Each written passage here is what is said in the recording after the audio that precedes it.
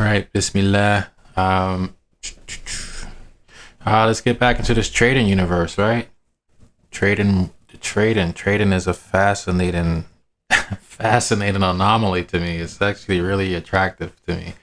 Looking at the charts, it says, "Oh man, I could see this." Like, right? Like, I think we all like are drawn to the markets for our own reasons, but it's something that draws us to the markets, um, regardless of the limitless opportunities for wealth and growth potential. But that thing that makes you unique, that thing that you find attractive in the charts or in your real life in some other area of your life, like that can profit you here in the market, right? But at the same token, the things that like impact your life adversely or negatively, or as the least desirable outcome in your normal life, those are things that need to be eliminated in your life, or at least managed more appropriately, because those things can affect your trading as well, right? It's like if you live an undisciplined life outside of the markets, guess what, right? Like, guess what? That may bleed over into your trading unless you have the ability to shift gears, or kind of like work from another part of your brain, or alter ego or something like that, right? Someone recommended a book.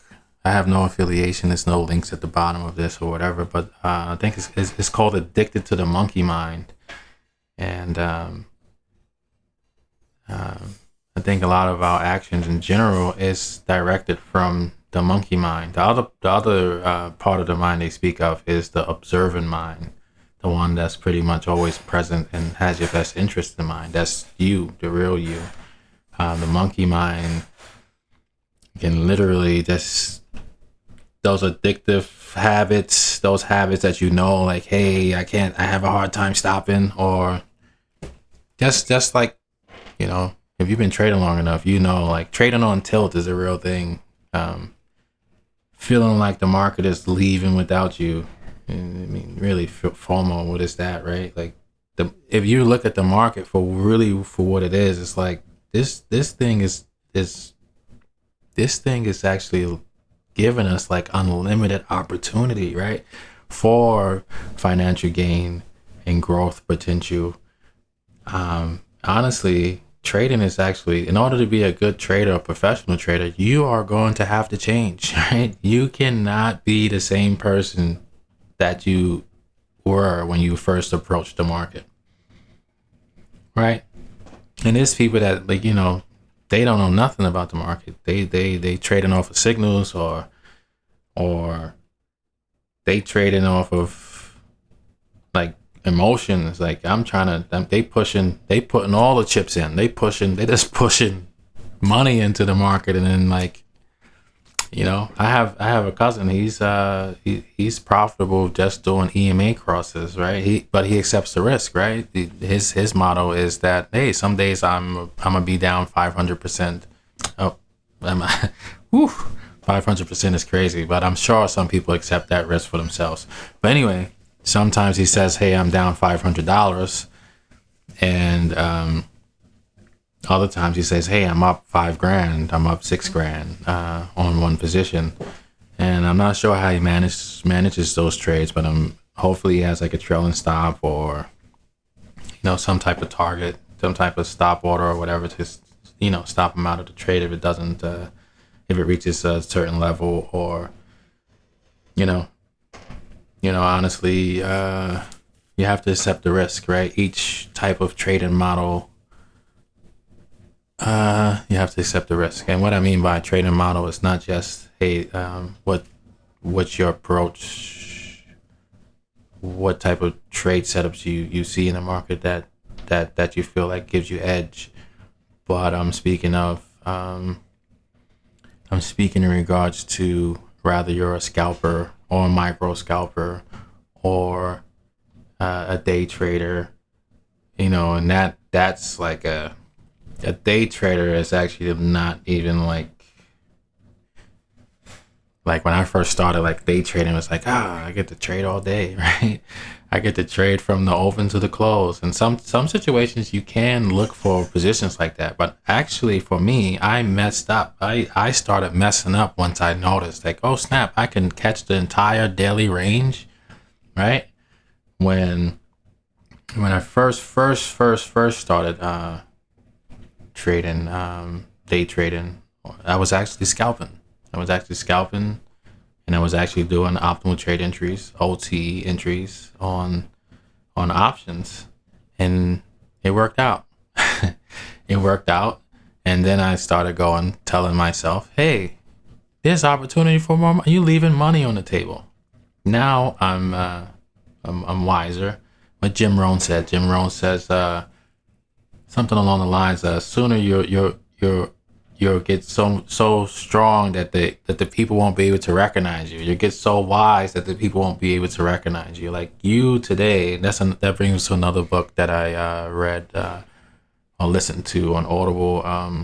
The Gap and the Gain, right? That's something real too, right? Like that's something real that really affects high achieving people, right? The Gap and the Gain is, honestly, like learning has always been easy for me.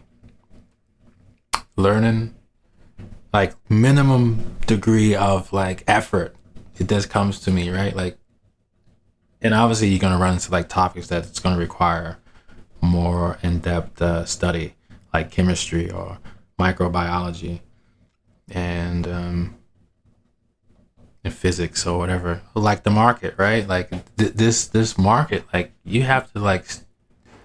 There's a lot of things that go into being a successful trader. And again, the weakest part of any trading system is the human element.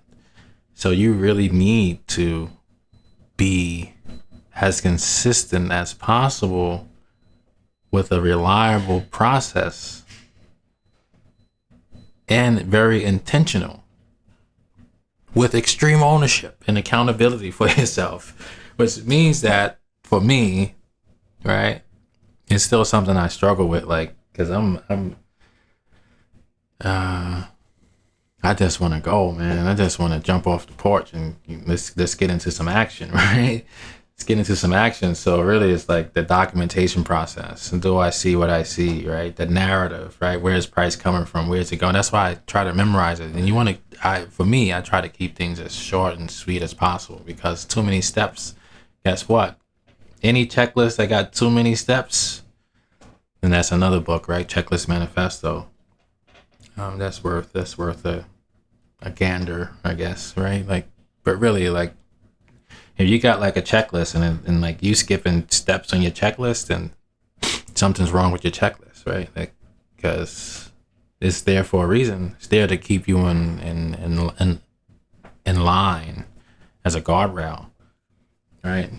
And ideally, you should have like what they call checks in favor for you taking on a position, like, and the checks in favor, obviously, they're gonna differ from time to time, and sometimes you're going to have like maybe 10 checks in favor for your trade, and sometimes you're only going to have 7 trades and seven checks in favor for your trade setup. But that's something for you to go, oh, I got 7, I have 7 checks in my favor. I'm willing to take that risk, because this is a probability game. We don't deal in absolutes. There's a factor of uncertainty, and there's some elements in the market that we can't really prepare for. And so day by day and in every way, I'm getting better and better. Say it with me. All right, I'm gonna say it slow. Day by day and in every way, I'm getting better and better. I'm getting better and better, man. I mean, so that's my idea with trading weight, is that really is you're not going to get to the other side without being patient, without exchanging your time for literally delayed gratification. Like you're trading, like your approach to the market should be fun. It should be entertaining to you, right? While you're learning, it should be fun. It should be like, you're like, right? Like I come to the charts, I'm excited, actually.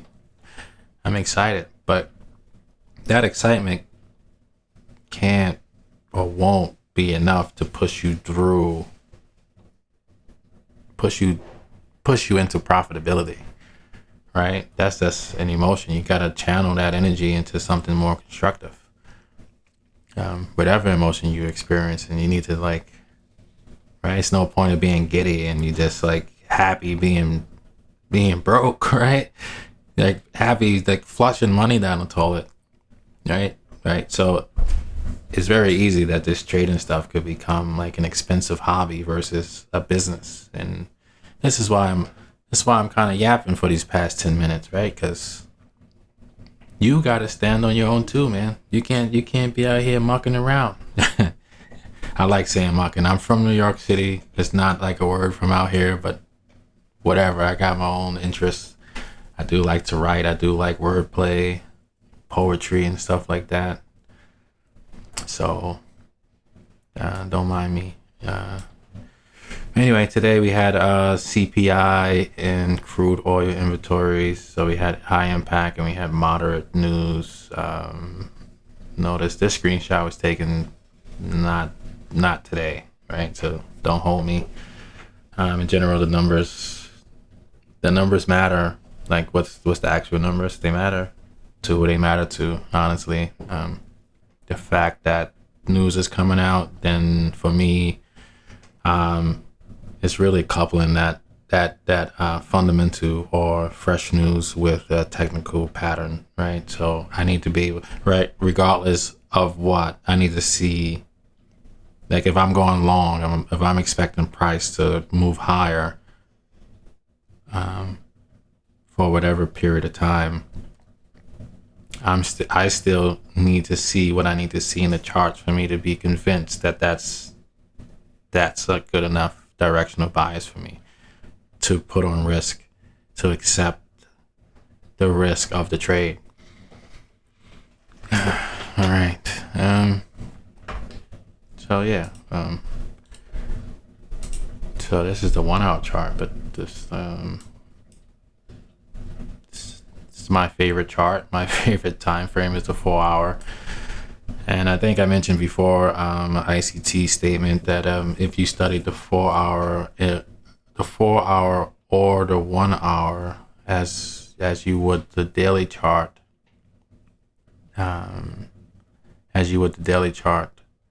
then and then look at 5-minute market structure, that a whole new world will open up for you. I have the quote on my phone and I can find it. Let me find it so I can quote it. Just be patient. I'm not going to pause this or none of that. So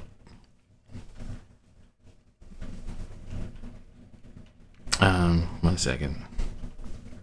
And thanks for being patient with me. And thanks for honestly, I'm like a guest in your house, wherever you are right now. Like, thanks for having me, right? Like, yo, fix me a plate, man. Halal only, right? I'll take kosher too. Maybe no red wine, no wine though, you know. Hold on though.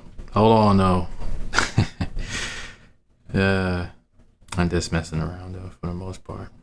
Alright, nope. There's somebody else. All right, here we go. If you treat the 4 hour or 60 minutes as your daily chart and study 5-minute structure, a whole new world opens up to you. A whole new world opens to you. Test it and see. And that's from an April 28, 2020 post that not his current account, but I am ICT, I_am_ICT account. If you treat the 4 hour or 60 minute as your daily chart and study 5-minute structure, a whole new world opens to you. Test it and see. Anyway, but yeah, that's actually something besides the point where he was that hard, right? Was that hard? Besides that, those like the two. Actually, there's another one that's like the 15-minute chart removes the blur. That's another ICT tweet or X, whatever. They still tweet, right? Whatever. You know what I'm talking about. The 15-minute chart removes the blur. And honestly, the 4-hour chart coupled with like walking down 1 hour and then 15-minute chart. 15-minute chart makes it easy for you to see these types of like buy models and sell models. Anyway, I'm gonna erase everything. I don't know. Should I erase everything or kind of show? I be wanting to just reset sometimes. Sometimes you need to do that, right? Like this is new structure. Technically, this level is still impactful here. You can see price stab down into it. Let's draw some arrows. Not everyone sees everything as we see it.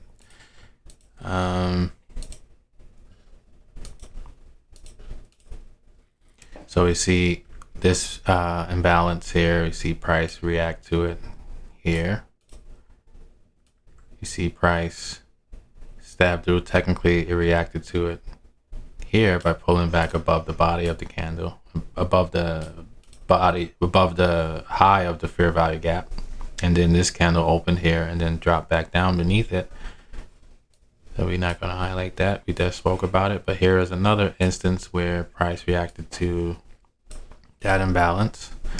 And then you see here on this is technically like a news candle, because again, the news was at 8:30, and this is a 6 to 10 a.m. candle. So let's see what we see here, right? This is from yesterday. This was my target. This was my target yesterday. Could have said this imbalance was as well. Let's draw it out. Yep.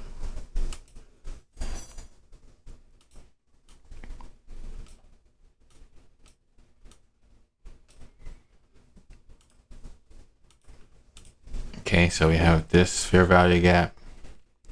You can use that. You can use this swing low. This would technically, this swing low or swing lows in general, swing lows, swing highs are what was referred to as external range liquidity. So if we were to consider this as the external range, then this would be the range.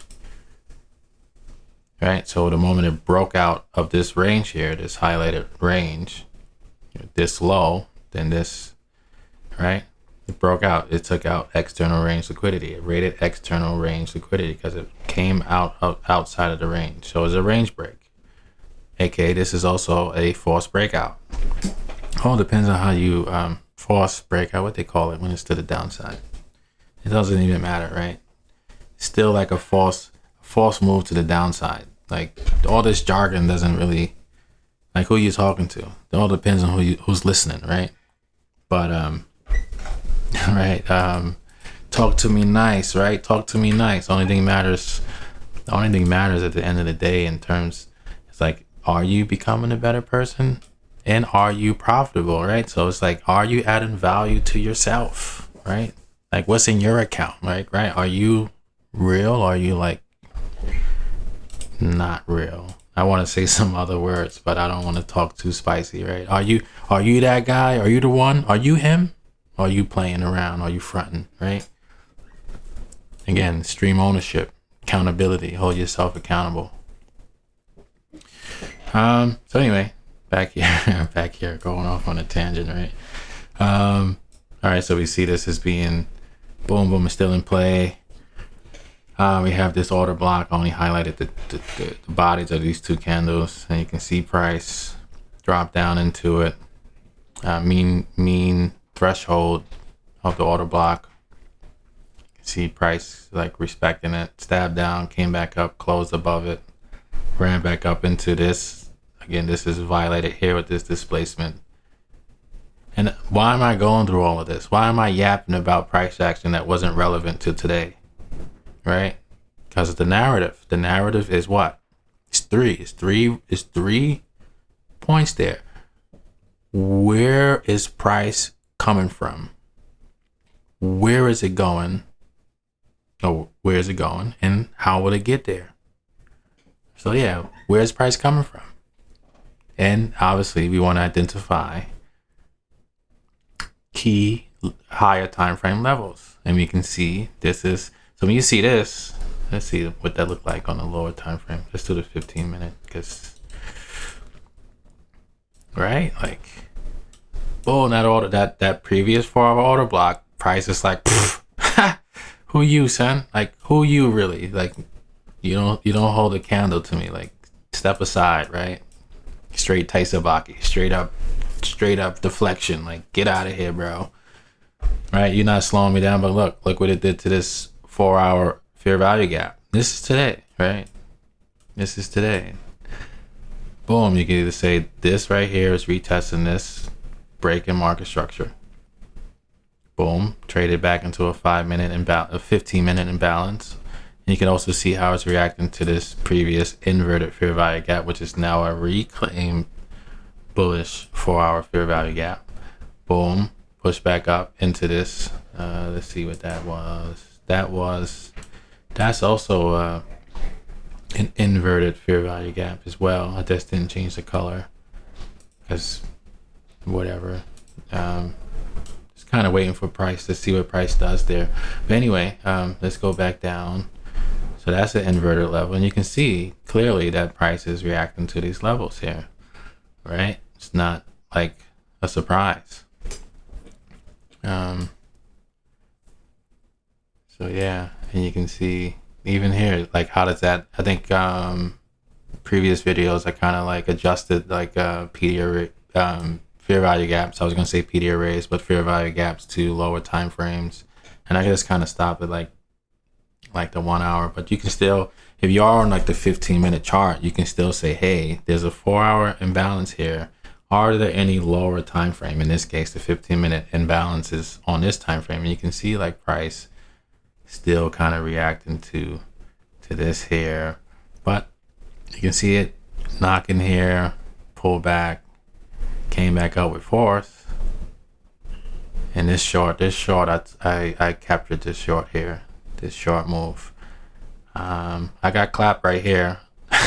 I got spent backwards, man. I was looking at all, and I was like, yo, listen, and this is part of my extreme ownership right now, right? Because I seen price run the Asia high, and I always highlight Asia high and Asia low, and I looked and see what price does with those, right? So let's see, like here, ran the Asia high, ran the low, right?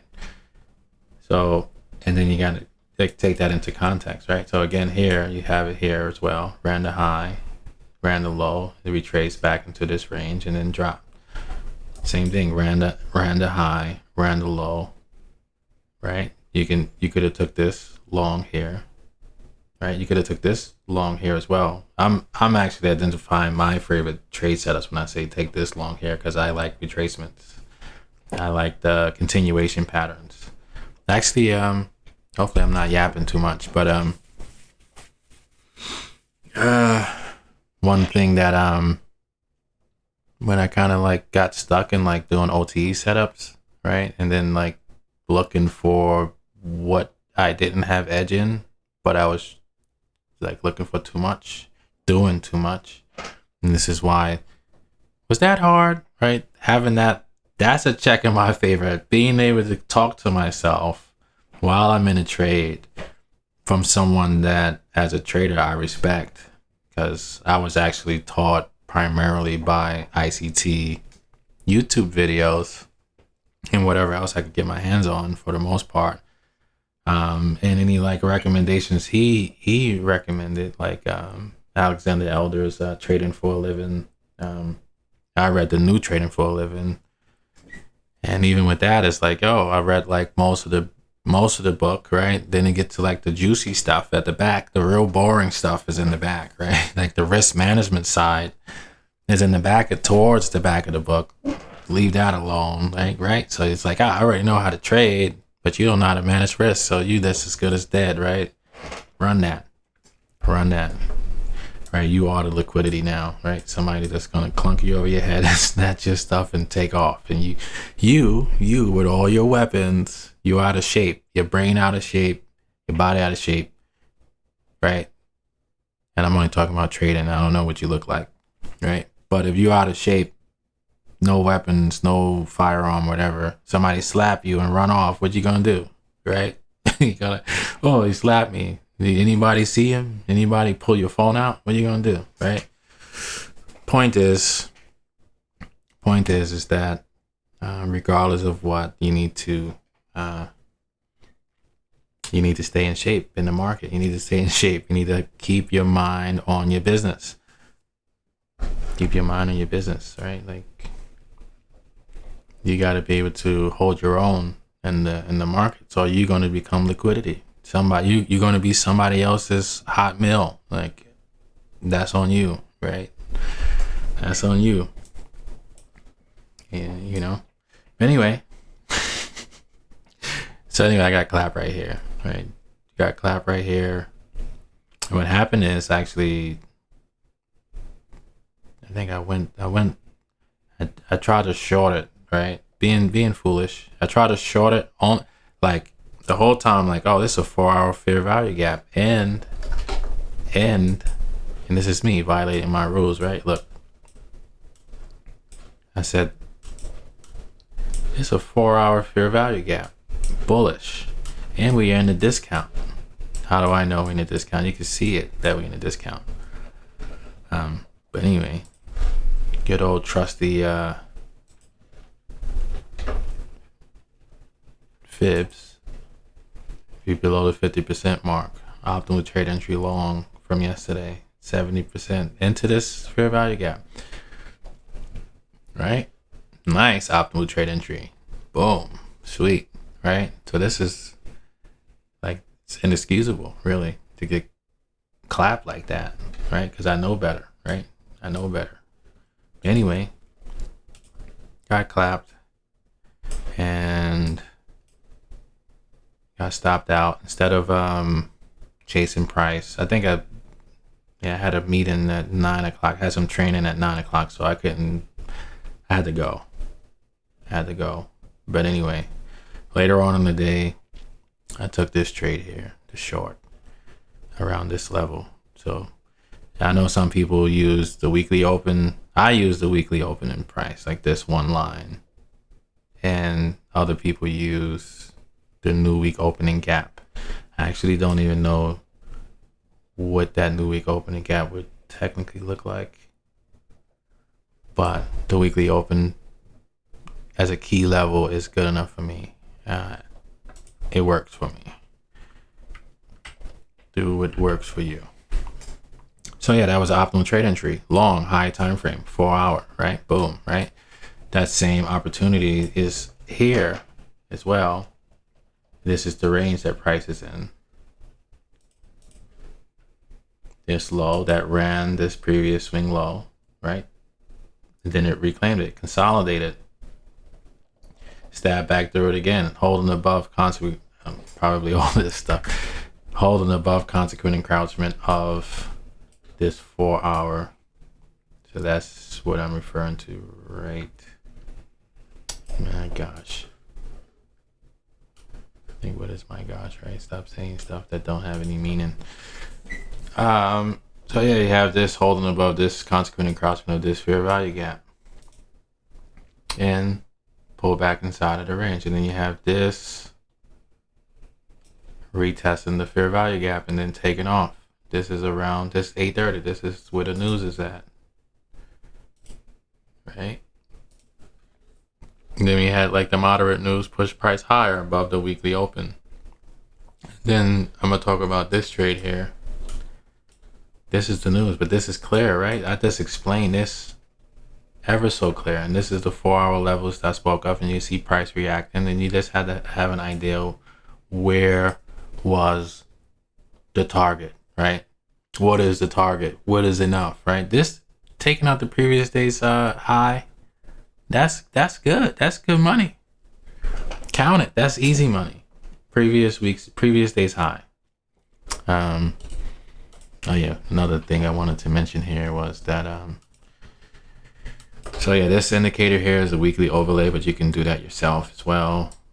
But I use weekly color overlay for that, and then I use ICT kill zones and pivots. I also use some other stuff on a lower time frame. That's for back testing purposes. I think I have like this one set for like the 7 a.m. There's a silver bullet at 7 between 7 and 8:30, right? But that's also an accumulation phase during that time as well. With that knowledge, for me, from my experience, using the 15-minute chart to remove the blur, right? Use a 15-minute chart and target like previous session highs and lows, or target some type of external range or internal range liquidity on that 15-minute chart, and then use the 1-minute chart for a market maker buy or sell model. This is there. Sometimes it's not there, but if you don't see it, then don't do it, right?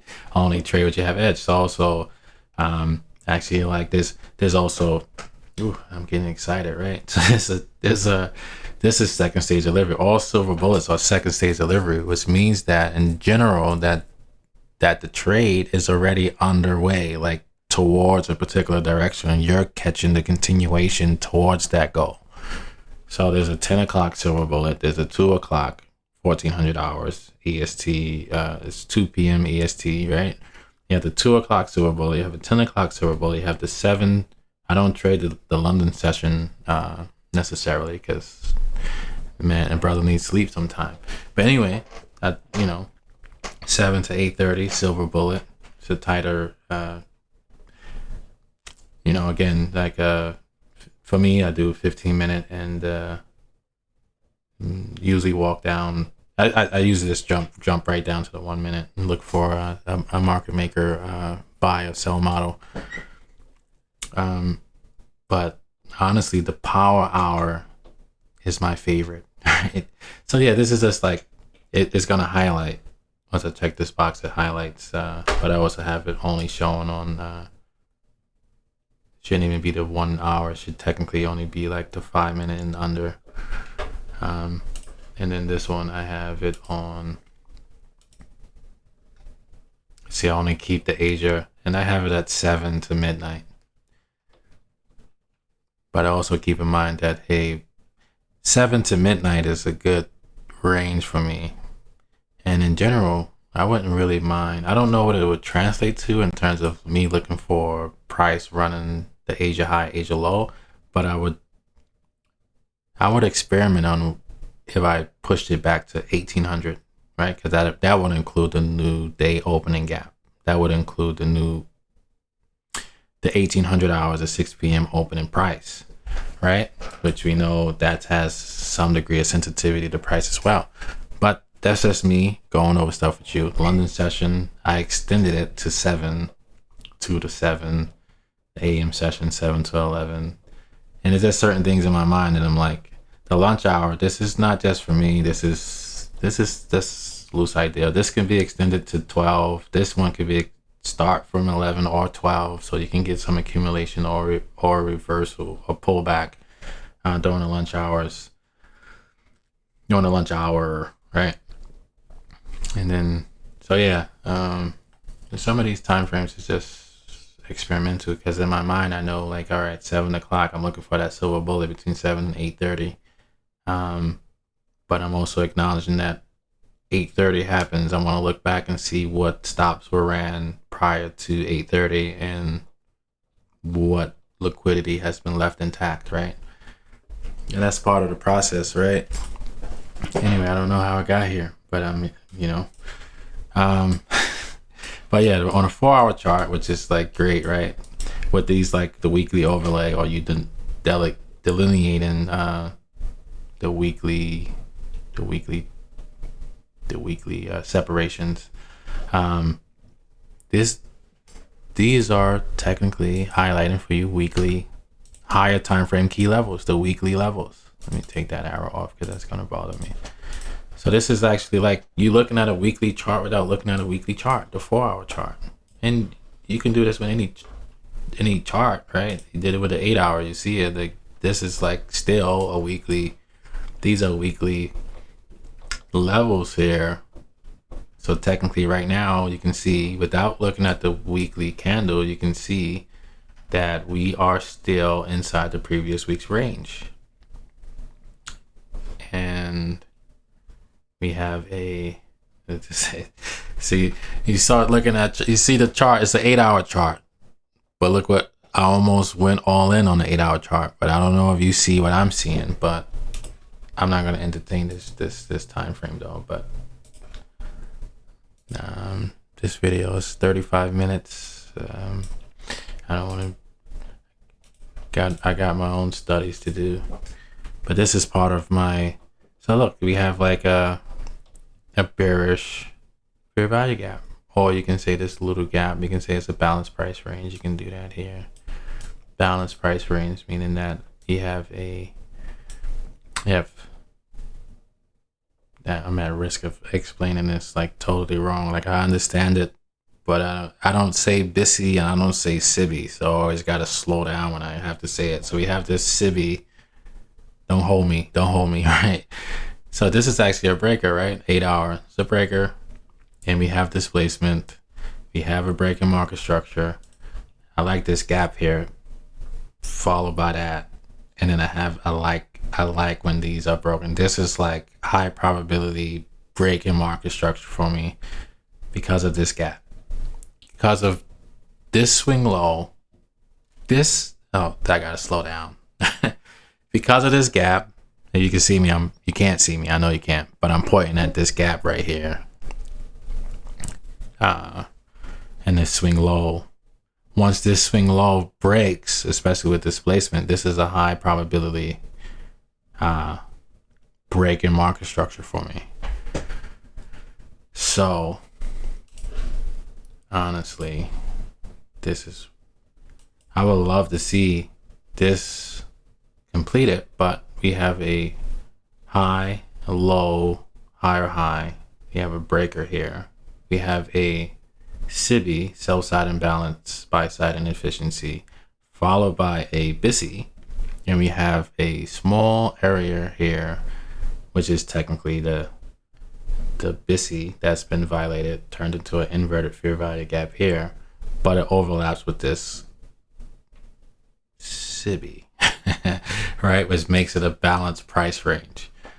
So there's a lot going on here, right? You can have this order block, high probability order block, because it ran buy side liquidity, which, and then price broke below it, right, which made it an order block, right? So, but that's just a side note. Me and what I'm speaking of, that order block is something to acknowledge, but it's not something that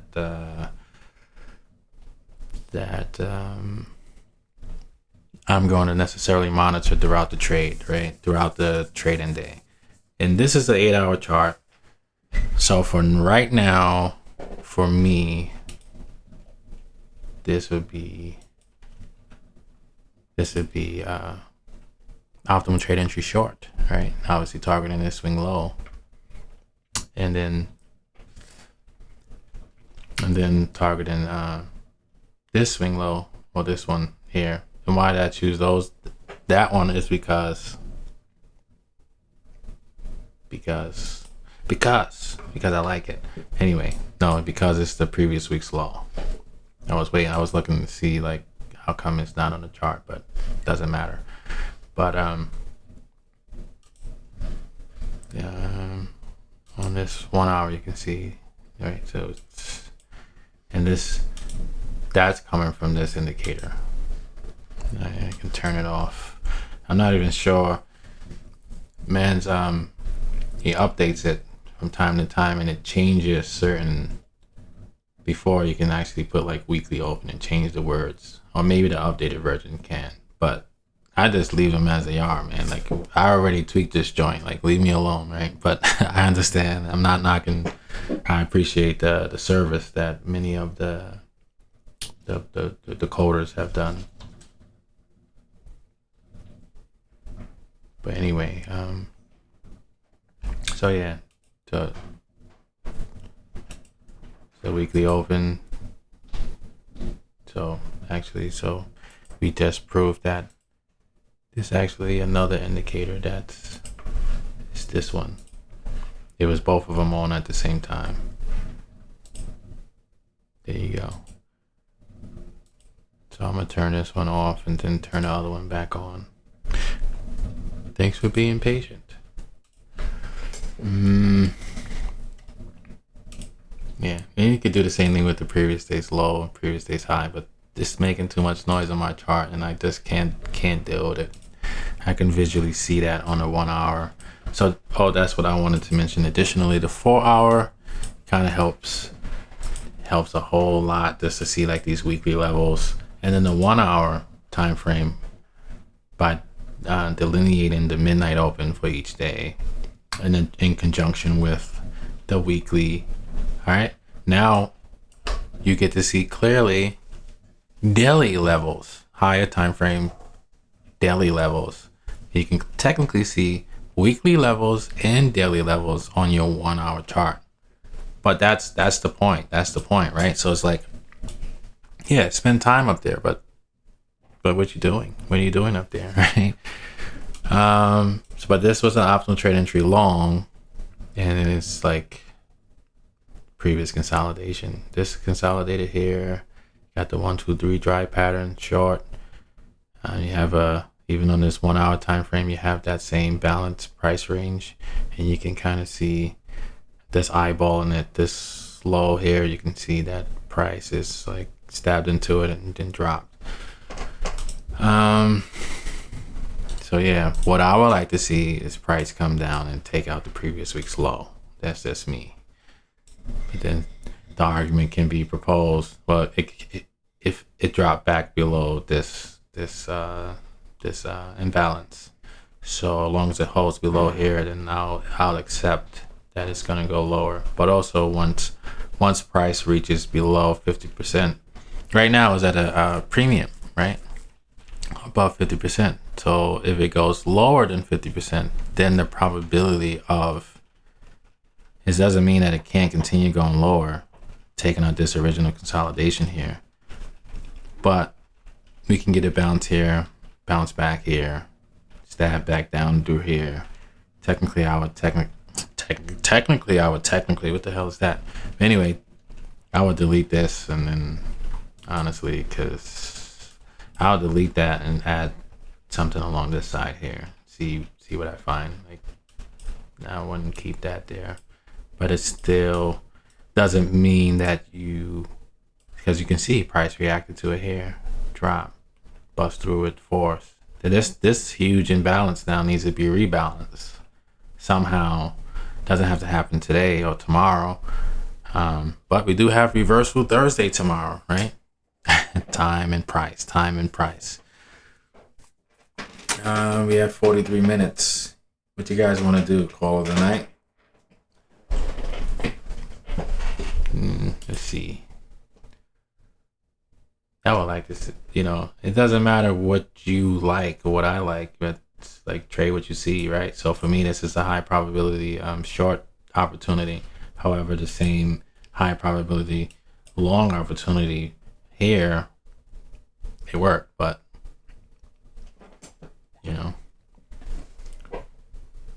here is a different story now. Like, what is it doing, right? What is it doing? I like it. I think it's a short opportunity. And again, once it gets below 50% of the range, then the probability of it continuing starts to diminish. Doesn't mean that it's completely diminished, because you can argue that, hey, this is a bullish breaker, right? Low, high, lower, low. And there's 3 up close candles. You can also argue that this is a reclaimed order block. You can do that too. So those are things like, while you are in the trade, that you will want to consider. Hey, that's actually below 50% of the range.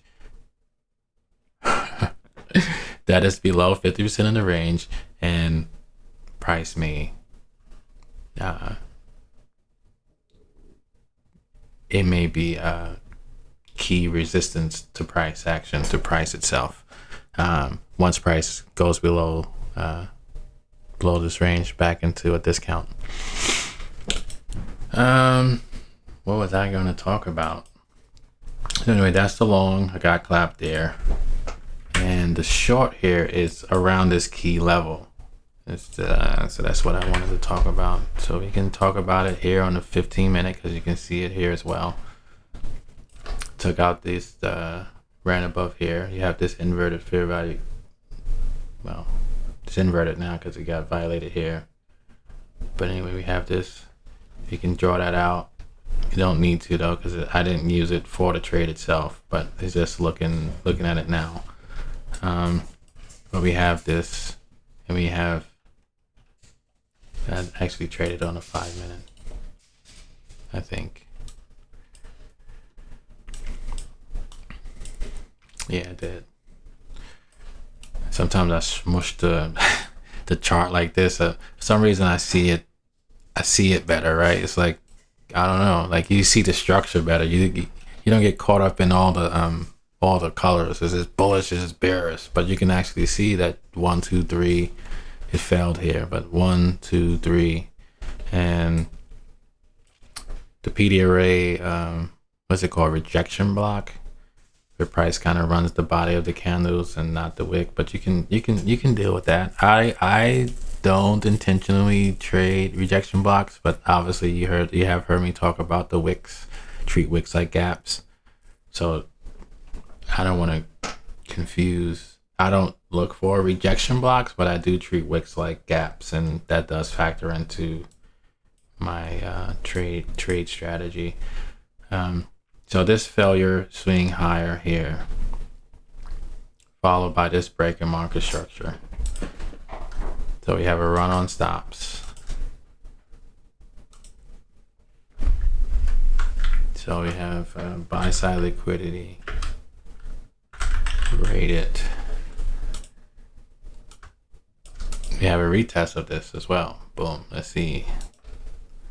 Yeah, see. Let's see what it looks like. We have that 6100, and we have this here 6100. All right, so sometimes I do something like this where the price was broken at. I'll drag that out, turn that yellow, and that way it's like, oh, where was it broken at? And I think some of the like other I think they call this like the box setup or whatever. Definitely call the box setup. I don't know the full thing about the box setup, but just know I seen this box highlighting the level that was broken and the high after it was broken, and I like it. And I don't no disrespect, but I don't really care. I took it, right? I took it. It works for me. I took it, right? I'm a collector at this point. So yeah, that's a retest of this level that was broken. Boom, you can say it like that too, right? But this is a break in market structure after that. So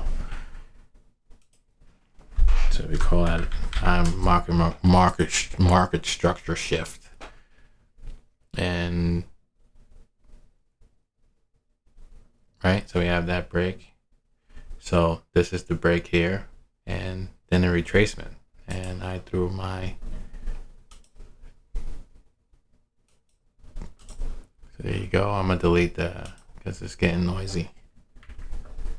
Actually, I wanted to keep that up there, but I want to take off this buy side liquidity and take off this market structure shift. And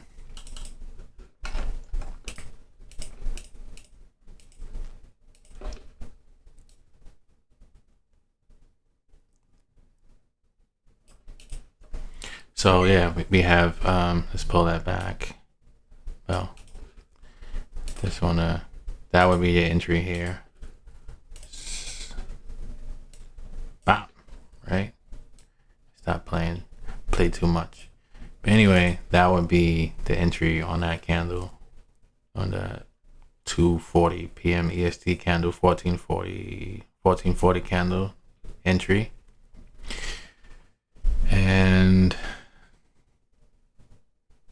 and this would be the imbalance here. This is the retracement I was looking at, right? So so yeah, retracement into this imbalance, and you can see, so it's like two different trade setups being presented here, whichever one works best for you, right? So it's an optimal trade entry short. It's also in imbalance. It's still, they work well together, but you can also use this order block for entry here, right? What else? So yeah, that was optimal trade entry short for me. I'm gonna delete that. And I was also concerned about this consolidation here, but I didn't digest it fully, but it's still inside of this fair value gap that I just deleted. And at the time I was like, I wonder if this is giving me a different setup. So let's test that right now, which is technically another optimal trade entry opportunity.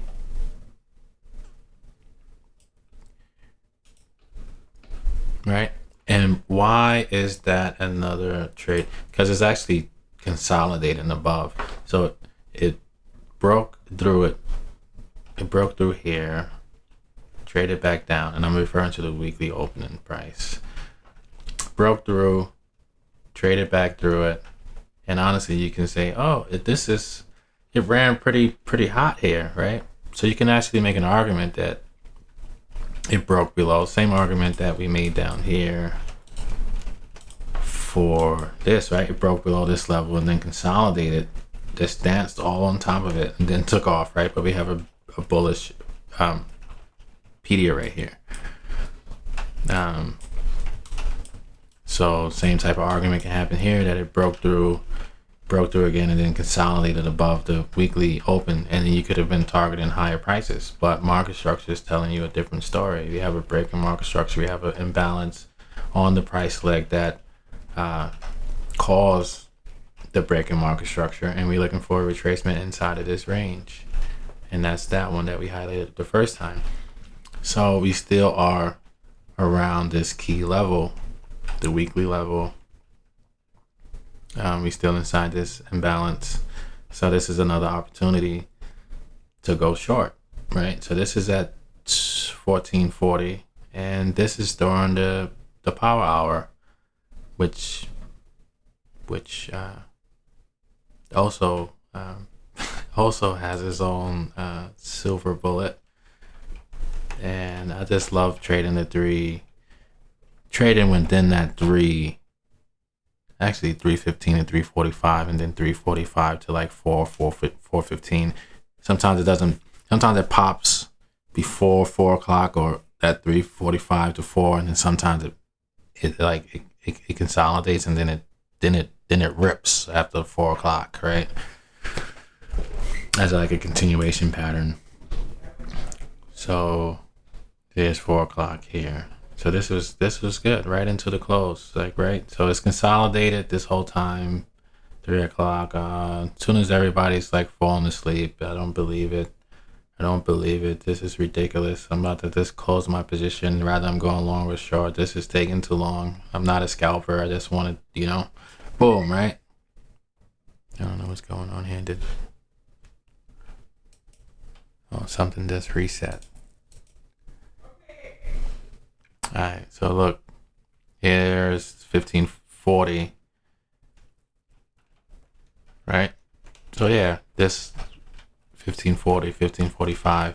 So that's what happens sometimes. Sometimes we are looking for like trades, and especially these time-based, rule-based trades, and you hear like, oh, it's supposed to happen between, right, the silver bullets between 10 and 11.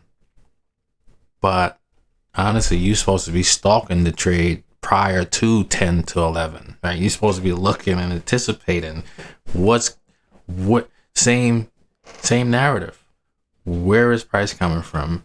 Where is it going, and how would it get there? So how would you be able to do that at 10 o'clock when it may pop off at 10. Like how would you even be ready for that? So anyway, so all of this is like from back here, like 240, but it didn't happen until like over here 3:30, 3:45, that time range, boom, dropped. And this is the 5-minute chart. Back into this imbalance, and you can still see that price is generally respecting it. But again, that's what we, and this is now after hours. This is a 2 standard deviation move. That's something else I wanted to talk about, which is thinking in terms of R, thinking in terms of measured move objectives.